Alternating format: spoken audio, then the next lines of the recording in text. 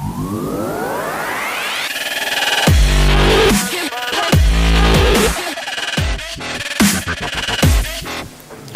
thank you for all coming here.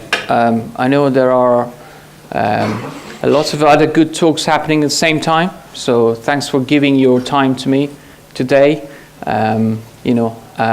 Obviously, yesterday you heard lots of opinions, and today you're going to hear my opinion about opinions. So this is, yeah, there we go. There we go.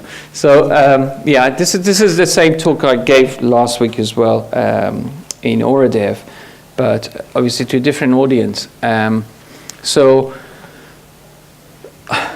first of all, I need to come out clean about this. This talk is about technology, but not just about technology. I've got some bits of art, sociology, and culture in there as well. So all I have to say is, in case you're a bit allergic to that kind of stuff, just some discretion is advised. But I promise it's not going to be more than 5 minutes. So just bear with me, please. So a little bit about me. You probably spot me eating banana here. This is medical school. I promise that's not all there is to medical school. Lots of hard work and studying and going through thousands of pages of textbook just within one semester.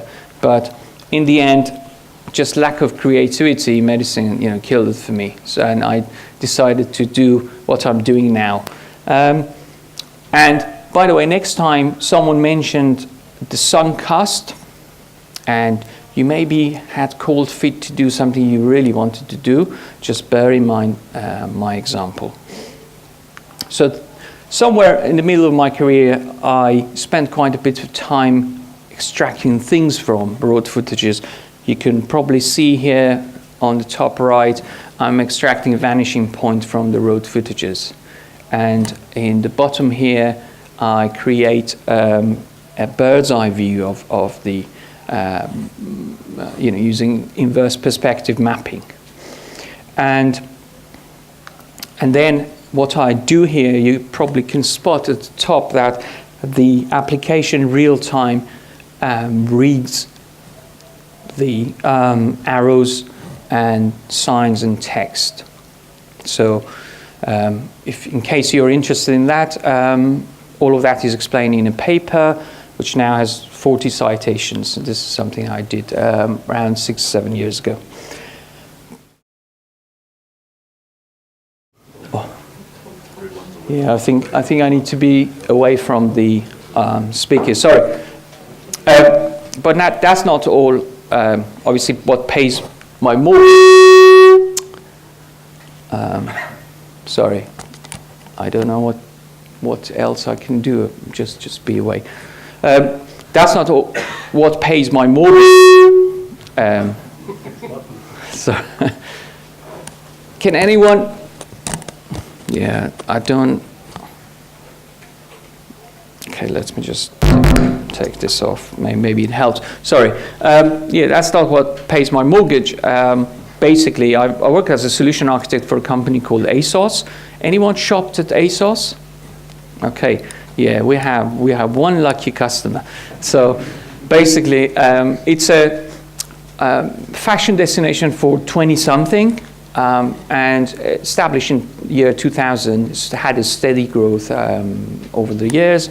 It's a .NET shop, and obviously you might not know that we handle more load than Stack Overflow, which is like the showcase .NET shop, and last year we turned over 1.5 billion, which after Brexit obviously is not worth as much, but still probably worth something.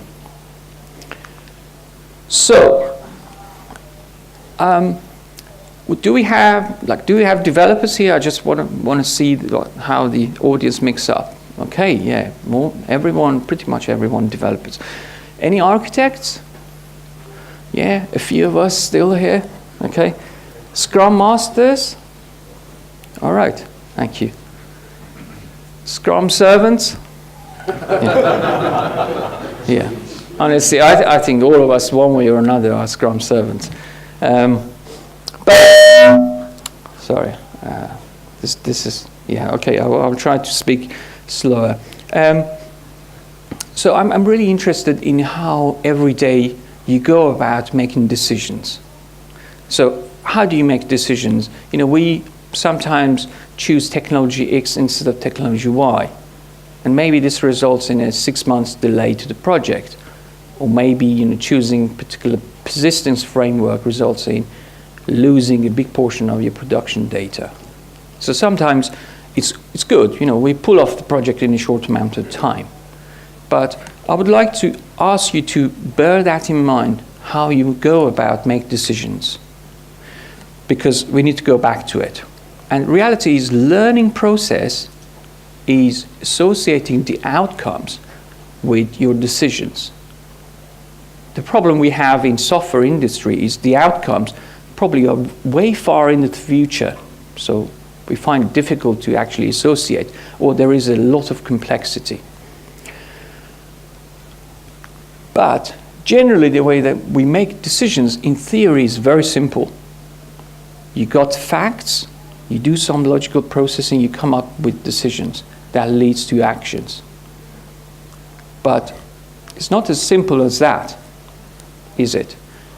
Because all of us, we do not live in a vacuum. You know, our surroundings do come in the form of hype, culture, and peer pressure, which makes you do something that maybe you didn't want. So I'm going to make a few observations in the way we behave in the community and show our opinions. So just have a look. This is clinical view with no judgment passed. So I'm sure you guys have noticed that we often express our opinions in the form of sarcasm and irony. Some of us better than the others.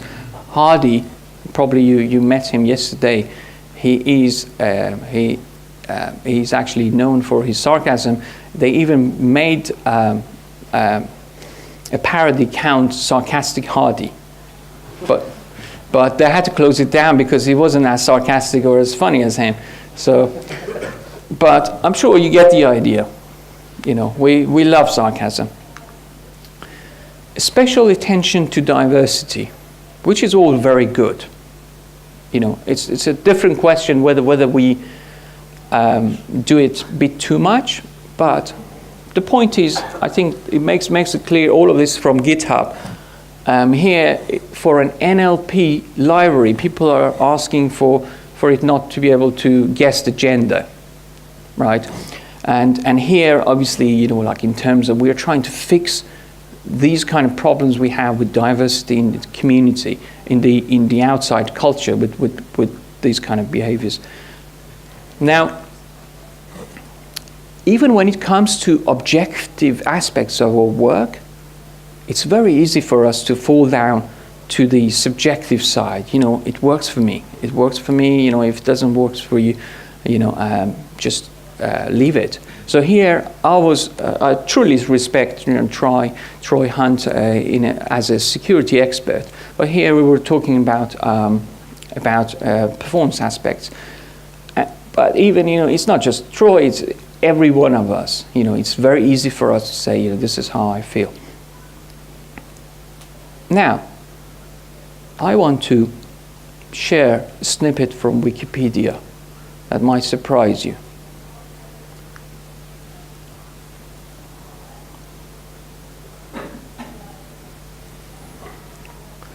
So, who would have thought that postmodernism explains the kind of behaviors that we have in the community? So, I'm sorry, but I have to explain postmodernism for those of us that maybe not quite familiar with it. So it started as a cultural and artistic movement, but gradually started to influence all aspects of our lives. So it was a reaction to modernism. You know, we couldn't live without all the modern aspects of our lives, but but we had to come up with ways to tame its blandness. So fading idealism in the 60s and 70s, melting pots of culture, Zen, mysticism, and all of that kind of brought contradicting value system for us, and we had to come up with ways to tame it.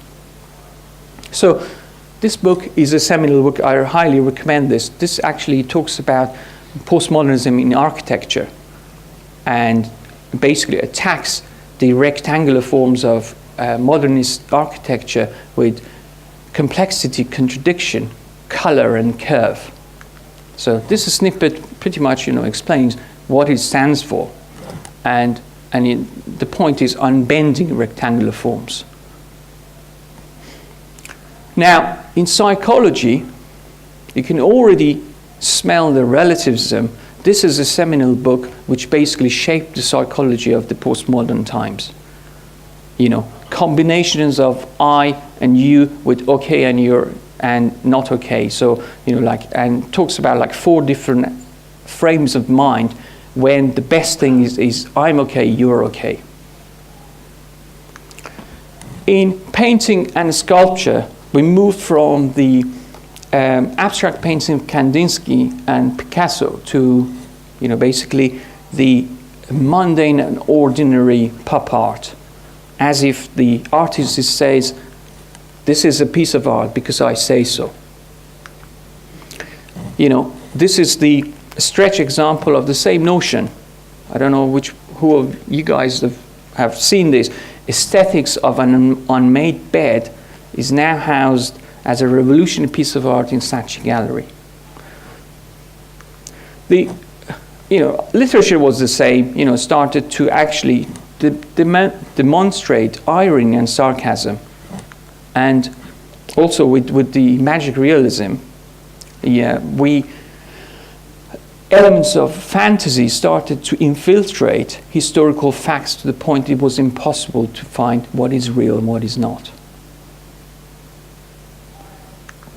So that was finished. So, but what is that relationship with technology? Right? So first of all, objectivity now looks wrong in the face of relativism. Everyone has to find, because everything is relative, you have to go back and find your own kind of truth. Look deep inside and find what is your truth. And the scientific method, as the driving force of modernism, lost clout. And elements of magical thinking started to influence our culture. And generally, there is no burden of proof anymore. So if people bring about opinions, they don't have to, bring any evidence for it. And when I talk about elements of fantasy, you recognize yourself there. Guru, magician, rock star. So let's see actually how we make decisions. So this is about decisions. Let's look at how we make decisions. This particular example, I just show you a few examples. This one is about why they stopped Slack. Very little evidence for the decisions they made. Just didn't work for us. For choosing or not choosing something, or even talking about the performance aspects of a software, okay, here is a screenshot. That's how we describe. This is the backing and evidence we bring. Stop using mugs. Okay, this one is actually a good example of self-referentiality, if I can pronounce it correctly. If you are tempted to verify more than one of these within the same test, don't. Okay, why? I mean, where is your evidence? Because I say so. And it's very easy. I mean, these are just examples. We do it all the time. So how do you feel if the doctors treating you or the people building your bridges would behave like this. Okay, I don't like, like for my patients it doesn't work, right? Or okay, I want to use wood instead of iron, like steel. It's this works better. I say so. How would you feel about it? And I feel really sad when I look back to medicine. This is just an example of a study that looked at more than 300,000 people to actually see effectiveness of different things. And you think it's just medicine and drugs? No. Even antibacterial soap, if there is not enough evidence for it, they're going to ban it. Is this how we have been working? What is worse is our cultures started to actually infect all these other industries, especially when there is a tech connection. So who knows about Soylent? Okay, so Soylent is obviously a drink for the techies that it obviously is great, but has sometimes some minor side effects like puking. So different versions of it, like sometimes actually it doesn't have, for some people it has. And what could have been worse, it was that there were some reports of high levels of some microelements in there. But it turned out actually it wasn't a big problem. And apart from the minor side effects of puking, it was all fine. So, anyone heard of Zicam? Right, Zicam basically was a nasal product for cold, a startup, and they used intelligent algorithmic advertising, targeting customers, to increase the sales. There was some minor problem. Lots of sense of smell. A big portion of the people used it, lost the sense of smell for life, forever. And this has been taken off the market ever since. Now, look at this. This is the darling of non-tech startups. Theranos. Who's heard of Theranos? So, they basically could run tests with a single drop of blood, right? And you look at the headlines. This is 2014 now. Headlines coming from Wired and all these different things. This particular one is from BBC. She's the darling of the startups. By 2015, people started questioning, especially the scientific community. They said, whatever these guys are doing, they haven't published any papers to be reviewed by the peers. And by early 2016, it turned out that, this invention, the Edison system, actually only manages to less than 7% of the tests, and all the rest is done by the conventional methods. And you know what happened? Just recently, lawsuits. She is in big trouble. Basically, lawsuits from investors, headlines appearing everywhere. They also lost some of their license to run some of these tests. So it was so good to be true. So good to be true, because it wasn't. So you see, this is what happens. This is what happens when you don't follow scientific methods. And what is the solution? So I think in the rest I'm going to talk about what I think is going to be solution. So first of all, I would say, we need more regulation. And this is something that needs to be done, but again, that will be subject of another talk because this topic is complex. But what I want to do, I want to start with ourselves. How can we actually change the behavior? And in order to do that, I want to go back to how science works. How does science work? You know, how is it that we've been progressing all the physics, all the chemistry? So basically, either you mathematically prove something, or you bring empirical evidence. And you start building all these building blocks and just start progressing. And whoever wants to put something on top of this needs to bring the burden of proof.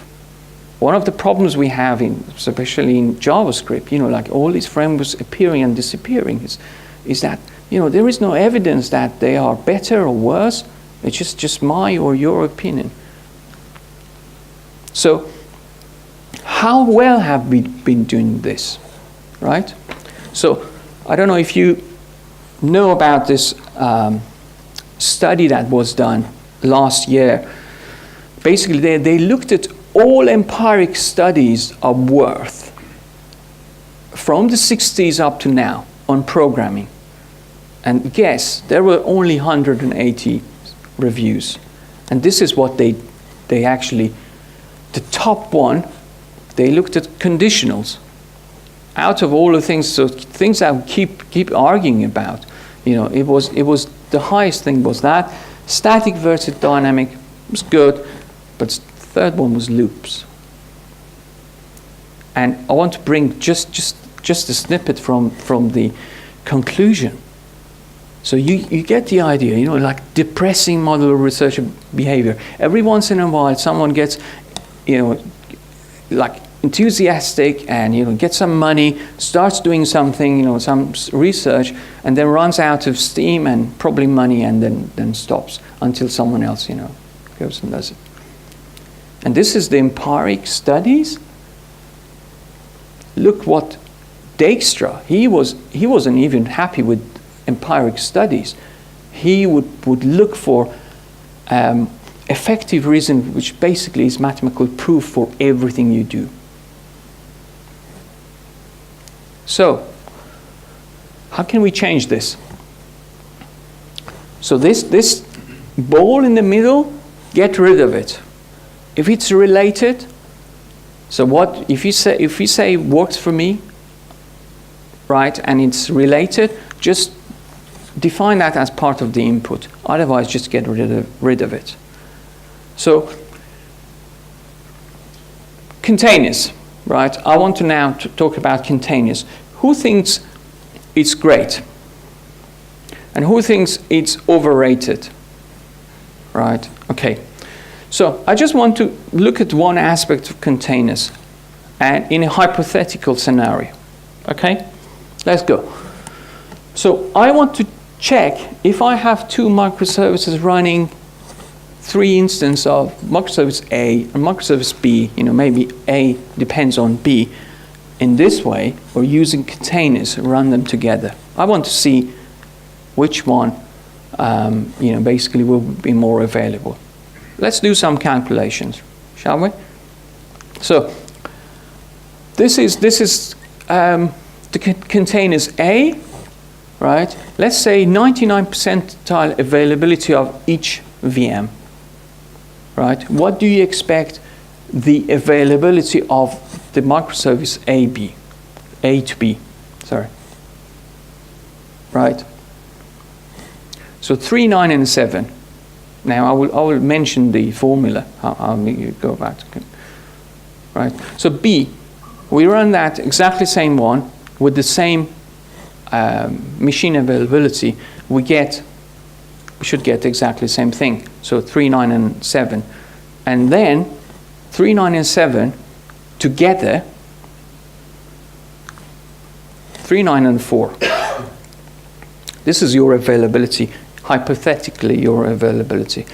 So now let's look at running this. Let's imagine you can run these together. I understand that you will have, you need to use more memory, maybe. So we have to we'll ignore this for this particular case, But let's look at the availability. So, and let's say if 3 of these are running, it's fine, but if 4 goes down, similar to the previous example, it won't be working. What do you think your availability is going to be?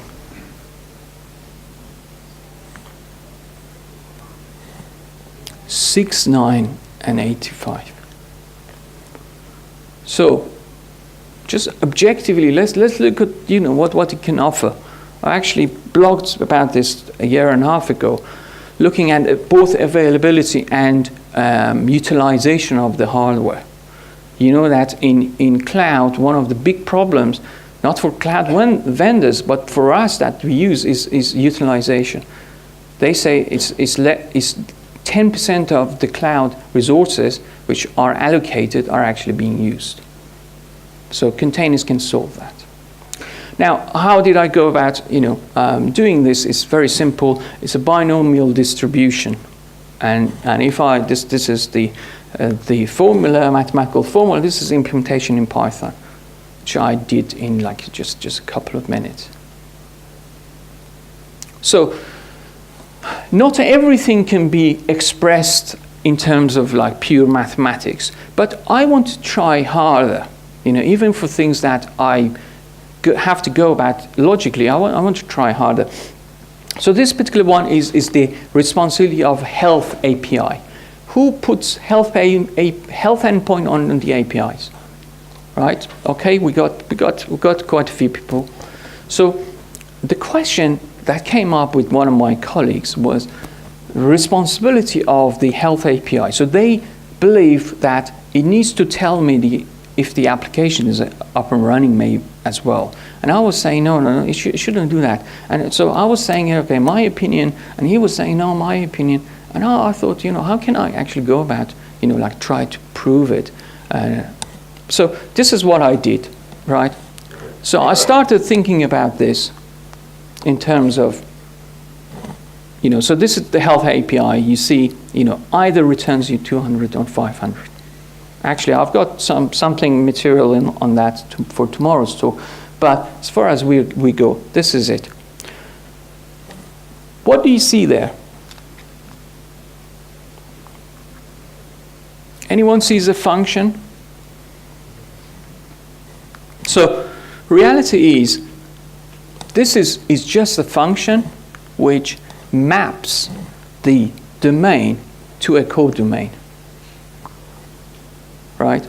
And health of an application is actually a function of codomain, because you say this is percentage of my successful versus potential of my unsuccessful.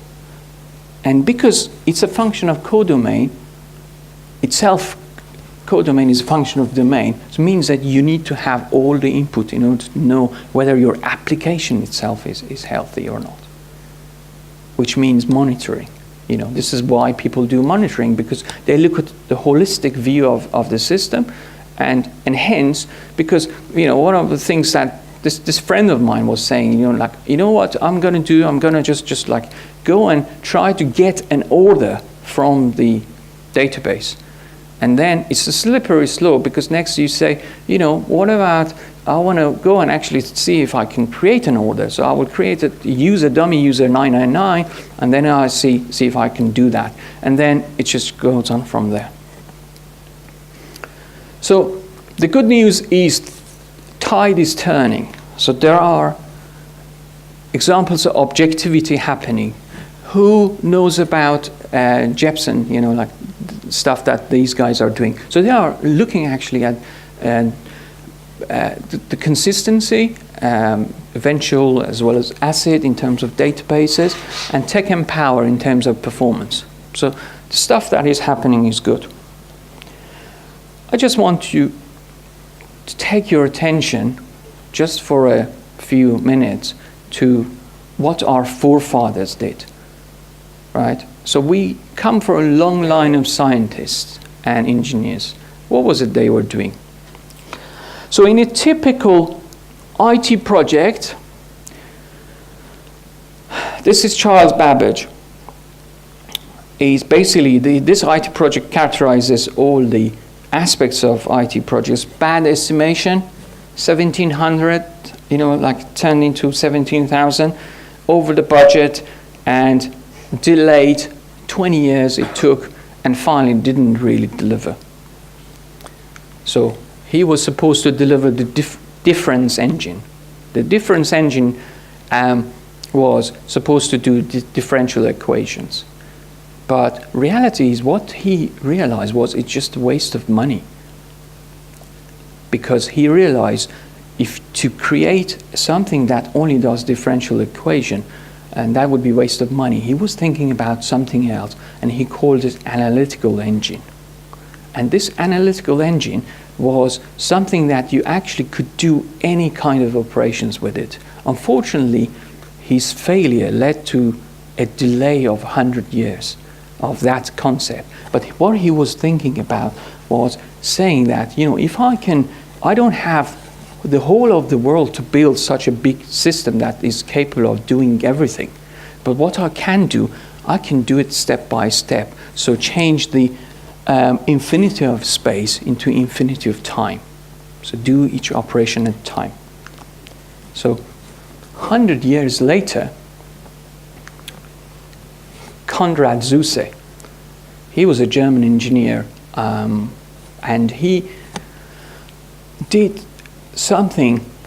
He realized, obviously, he was looking into work that had gone in there, and he did two very important things. First of all, he discovered that the input, output, and the code itself, all of them are of the same character. So he could represent them in the same way. The second thing, which was for practical reason, instead of using a decimal system, he used binary, because he said, I can look at the voltage in terms of decimal, and I don't have equipment to be able to say whether with that precision, in decimal scale. So, but I can do binary, whether the voltage is there or not. But more importantly, everything he did actually was independently and mathematically was proven. And we know it as Turing completeness. So basically what he came up with is just like this kind of brain that can do everything. Only if you break it down into steps that each can run at a time. So these guys didn't just build it, they mathematically proved it as well.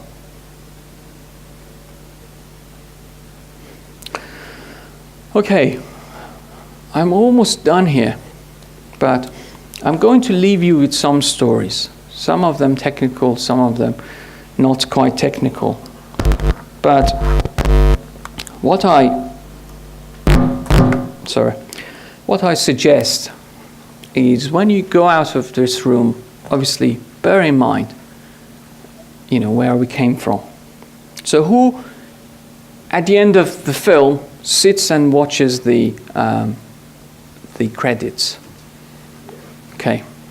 Well, I suggest you do this actually for all of us. We sit and watch this. So thank you very much for your time.